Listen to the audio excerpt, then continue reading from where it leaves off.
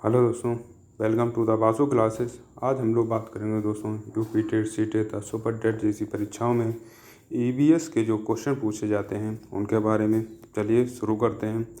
बात करेंगे दोस्तों वन्य जीव, पक्षी और उनकी विशेषताओं से रिलेटेड प्रश्न जो होते हैं उनके बारे में। स्लॉथ नामक जानवर की जो मुख्य विशेषता है वह क्या है? तो दोस्तों स्लॉथ भालू जैसा दिखने वाला एक आलसी जीव है जो अपने पूरे जीवन जिसका जो लगभग जीवन होता है वह होता है दोस्तों 40 वर्ष का, जिसमें वह कुल 8 पेड़ों पर ही जो है निवास अपना बदल पाता है।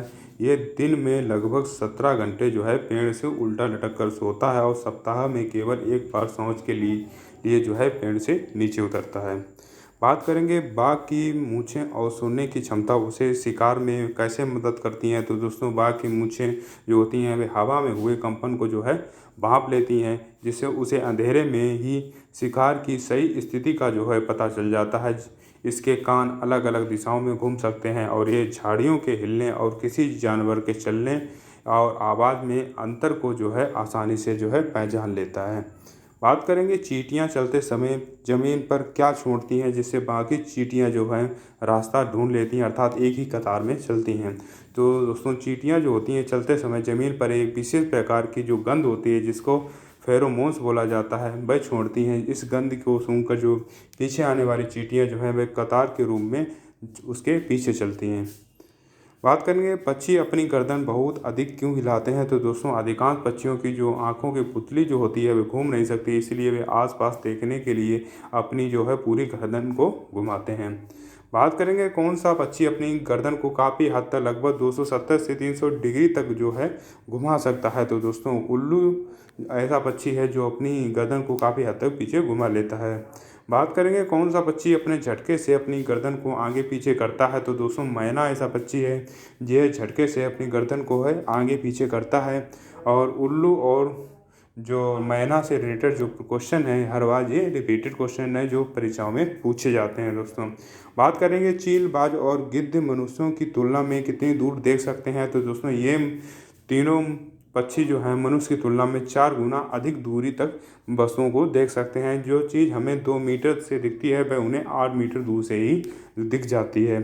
बात करेंगे कलचिड़ी जिसको इंडियन रोबिन बोला जाता है वह अपना घोंसला कहाँ और किससे बनाती है। तो दोस्तों यह पत्थरों के बीच के खाली स्थान में अपना घोंसला बनाती है और उसका घोंसला जो है पौधे की नाजुक टहनियों जैसे जड़ों, ऊन, बाल और रुई से बना हुआ होता है।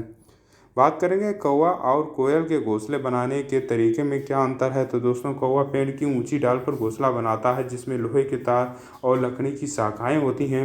और कोयल जो होती है वह अपना जो घोंसला है वो खुद नहीं बनाती, वह हमेशा कौवे के घोंसले में जो है अंडे देती है और कौवा उन्हें अपने अंडों के साथ सेता है। दोस्तों बात करेंगे फाख्ता जिसको डब बोला जाता है पक्षी अपना घोंसला कहाँ बनाता है। यह फाख्ता जो है वह पक्षी कैक्टस अर्थात जो नागफनी के पौधे होते हैं उनके कांटों के बीच या मेहंदी की मेड़ या झाड़ियों में जो है उनका घोंसला बनता है। बात करेंगे दर्जन चिड़िया जो है अपने नाम के अनुरूप घोंसला कैसे बनाती है। तो दोस्तों यह अपनी नुकीली जो चोंच होती है उससे 2 पत्तों को आपस में सिल लेती, जैसे दर्जी जो कपड़े सीता है उसी प्रकार ये सिलने का काम करती है और इसके बीच बनी थैली में जो है अंडे देती है। बात करेंगे शक्कर खोरा अपना घोंसला कहाँ और कैसे लटकाता है। तो दोस्तों शक्कर खोरा जो है वे किसी पेड़ या डाली जो झाड़ी की डाली होती है उस पर अपना लटकता हुआ घोंसला बनाता है। इसके घोंसले में बाल, बारीक घास, पतली टहनियाँ और सूखे पत्ते और कपड़े के छितरे वगैरह होते हैं। दोस्तों बात करेंगे बीबर जो होता है वह अपना घोंसला बनाने में क्या अनोखी परंपरा जो है वह उपयोग में लाता है। तो दोस्तों नर बीवर जो है बहुत सारे सुंदर सुंदर घोंसले बुनते हैं, लेकिन जो माता बीवर उन सभी घोंसलों को देखती है उसे जो उसमें सबसे अच्छा लगता है उसमें वह अंडे देती है। बात करेंगे एक वयस्क हाथी एक दिन में कितने किलोग्राम पत्ते खा सकता है। तो दोस्तों एक वयस्क हाथी एक दिन में लगभग 100 किलोग्राम अर्थात 1 कुंटल तक अधिक हरे पत्ते और झाड़ियाँ खा सकता है। हाथी बहुत कम अर्थात लगभग दिन में जो है 2 से 4 घंटे ही सोता है। बात करेंगे हाथियों के झुंड का जो नेतृत्व है वह कौन करता है तथा झुंड की संरचना किस प्रकार की होती है। तो हाथी के झुंड का नेतृत्व सबसे बुजुर्ग जो हथनी होती है वह करती हैं। एक झुंड में केवल हथनियाँ और उनके 10-12 बच्चे होते हैं तथा नर हाथी जो 14 से 15 वर्ष की आयु होने पर जो है झुंड को छोड़ देते हैं। बात करेंगे 3 महीने के हाथी के बच्चे का वजन सामान्यतः कितना होता है, तो दोस्तों वह लगभग 200 किलोग्राम अर्थात 2 कुंटल हो जाता है 3 महीने का जो हाथी का बच्चा होता है। बात करेंगे रेगिस्तानी ओक का पेड़ कहाँ पाया जाता है, उसकी विशेषता क्या है, तो दोस्तों यह पेड़ ऑस्ट्रेलिया के रेगिस्तान में पाया जाता है। तो दोस्तों इनकी जो जड़ें होती हैं पेड़ की ऊंचाई की लगभग 30 गुना गहराई तक जो है ज़मीन में जाती हैं और जब तक वे पानी तक ना पहुंच जाएं। दोस्तों इस पेड़ के तने में जो है पानी जमा रहता है, जिसे स्थानीय लोग जो है पतला पाइप डालकर जो है निकाल देते हैं। दोस्तों बात करेंगे नेपथ्यंस या पर्णी जो पौधा होता है भारत के किस राज्य में पाया जाता है, तो दोस्तों ये शिकारी पौधा है, भारत के मेघालय राज्य में पाया जाता है अधिकतर, लेकिन इसके अलावा ऑस्ट्रेलिया और इंडोनेशिया में भी पाया जाता है। यह मेंढकों, कीड़े मकोड़ों और चूहों को जो है आसानी से फंसाकर खा जाता है, क्योंकि ये नाइट्रोजन की कमी वाली मिट्टी में जो है उगता है। दोस्तों ये गठपर्णी जो होता है, आपने देखा घड़े जैसी इसकी संरचना होती है, इसके ऊपर पत्ती सी ढकी होती है, इसमें एक खुशबू आती है जो कीड़ों मकोड़ों को आकर्षित करती है। जब कीड़े मकोड़े उसके अंदर जाते हैं तो वो पत्ती का जो ढक्कन होता है वह बंद हो जाता है और धीमे धीमे कीड़ा जो होता है वह गल जाता है। दोस्तों बात करेंगे खेजड़ी वृक्ष जो है वह कहाँ पाया जाता है, उसके क्या लाभ हैं। दोस्तों यह मुख्य रूप से राजस्थान के जो रेगिस्तानी इलाके हैं उसमें पाया जाता है। इसे ज़्यादा पानी की ज़रूरत नहीं होती है। दोस्तों इसकी जो छाल होती है उससे दवा बनती है, लेकिन इसकी लकड़ी में जो है कभी कीड़ा नहीं लगता। इसकी फलियों की सब्जी बनाई जाती है। बात करेंगे सांप के काटने की दवा जो सीरम है किससे तैयार की जाती है, तो दोस्तों यह सीरम जो है सांप के जहर से ही बनाई जाती है, जो सभी सरकारी स्वास्थ्य केंद्रों पर जो है मुफ्त में मिलती है। बात करेंगे भारत में पाए जाने वाले जहरीले सांपों की कौन कौन सी 4 प्रजातियां हैं, तो दोस्तों केवल 4 प्रजाति के सांप पाए जाते हैं भारत में, जिसमें है नाग, करेत, तुबोइया और अफाई। दोस्तों बात करेंगे कालबेलिया किसे कहते हैं और इसका मुख्य वाद्य यंत्र क्या है, तो दोस्तों कालबेलिया राजस्थान की एक सपेरा जनजाति है। इसके मुख्य वाद्य यंत्र जो हैं वह है बीन, तुम्बा, खंजरी और ढोल हैं, और इसके अलावा 3 वाद्य यंत्रों की जो है जो सूखी लौकी होती है उससे बनाए जाते हैं। बात करेंगे जानवरों के कान के आकार और उनकी सुनने की क्षमता का क्या संबंध है, तो दोस्तों जिन जानवरों के कान के बाहरी भाग जो हैं वह बड़े होते हैं जैसे हाथी, इनकी सुनने की क्षमता अधिक होती है, क्योंकि बड़े कान अधिक दोनों जो ध्वनि तरंगे होते हैं उनको इकट्ठा करते हैं। बात करेंगे गाय, बिल्ली, अजगर और जिराफ के सोने का जो समय है क्रमशः कितना है, तो दोस्तों गाय जो है लगभग 4 घंटे, तब बिल्ली जो है लगभग है 12 घंटे सोती है, अजगर लगभग 18 घंटे और जिराफ जो है केवल 2 घंटे सोता है। दोस्तों बात करेंगे रात में जागने वाले जो जानवरों को वस्तुएं जो हैं वे किस रंग में दिखाई देती हैं, तो दोस्तों रात में जो जागने वाले जीव होते हैं जैसे उल्लू और चमगादड़ होते हैं, इनको केवल सफ़ेद और काली जो संरचना होती है उसमें ही जो है वस्तुएं दिखाई देती, काली और सफ़ेद रंग में ही जो वस्तुएं होती हैं वह दिखाई देती हैं। बात करेंगे क्षेत्रीय आवास, भोजन और संस्कृतियों से रिलेटेड क्वेश्चन के बारे में। असम में घर जमीन से 10-12 फीट की ऊंचे बांस के खंभों पर क्यों बनाए जाते हैं, तो दोस्तों असम में जो है अत्यधिक बारिश होती है जिससे बाढ़ का जो खतरा बना रहता है। पानी से बचने के लिए वहाँ के लोग जो है मजबूत बांस के खंभों पर घर बनाते हैं, इससे अंदरूनी हिस्से भी जो है लकड़ी के बने हुए होते हैं।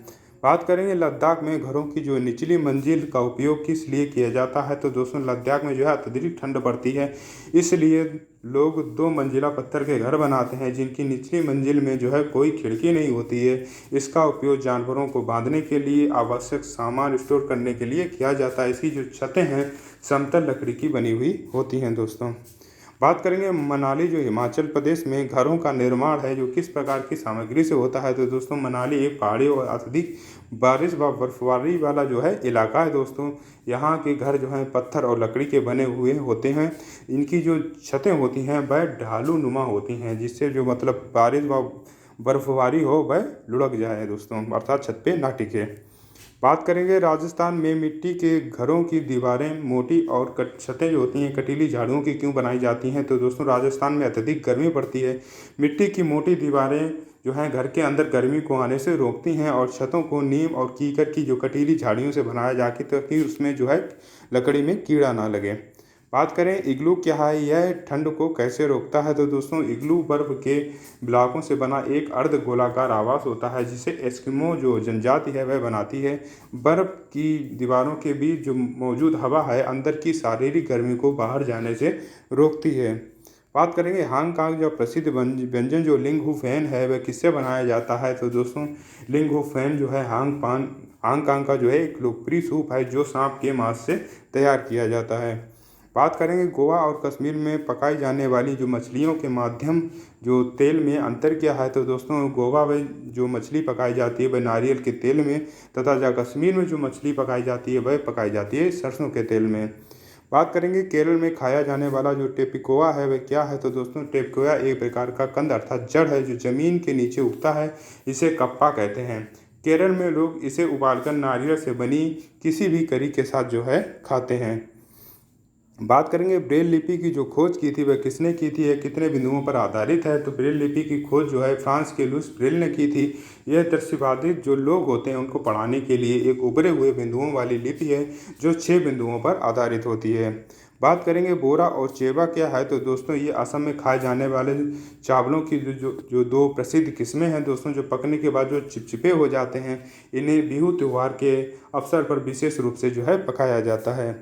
बात करेंगे बिहू त्यौहार कब और कहाँ मनाया जाता है। तो दोस्तों ये असम का मुख्य त्यौहार है। चावल की नई फसल कटने के उपलक्ष्य में माघ महीने की 14 और 15 तारीख को जो असमिया कैलेंडर होता है उसके अनुसार मनाया जाता है। दोस्तों इस दौरान भेला घर जो बांस या और घास से बना हुआ अस्थायी घर होता है वहाँ पर बनाया जाता है।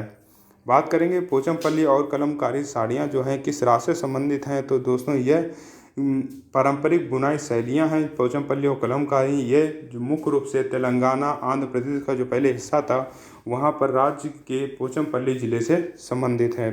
बात करेंगे बल्लम क्या है, इसका उपयोग कहाँ होता है। तो दोस्तों ये बल्लम जो है लकड़ी से बनी एक छोटी नाव होती है जिसका उपयोग केरल में जो बच्चे हैं नदी पार करके स्कूल जाने के लिए जो है इसका उपयोग करते हैं। दोस्तों बात करेंगे उत्तराखंड का वह क्षेत्र जिसे फूलों की घाटी कहा जाता है वह कहाँ स्थित है। तो यह उत्तराखंड के गढ़वाल क्षेत्र में चमोली जिले की पहाड़ी जिसे फूलों की घाटी कहा जाता है, जहाँ केवल कुछ हफ्तों के लिए जो है रंग बिरंगे फूल खिलते हैं। दोस्तों बात करेंगे मधुबनी पेंटिंग जो है किस राज्य की कला है और इसे कैसे बनाया जाता है। तो दोस्तों ये बिहार के मधुबनी ज़िले की एक बहुत पुरानी लोक कला है। इसमें दीवारों और आंगनों पर जो है चित्र बनाए जाते हैं जिसमें पिसे हुए चावल के रंगीन घोल का जो है उपयोग किया जाता है। रंगों को प्राकृतिक बनाने के लिए नील, हल्दी और फूलों के रंगों को जो है मिलाया जाता है। अगर दोस्तों ये आपको वीडियो पसंद आए तो वीडियो को लाइक करें, चैनल को सब्सक्राइब करें तथा अपने दोस्तों को भी शेयर करें तथा अपना सुझाव देने के लिए कमेंट करना बिल्कुल भी ना भूलें। धन्यवाद।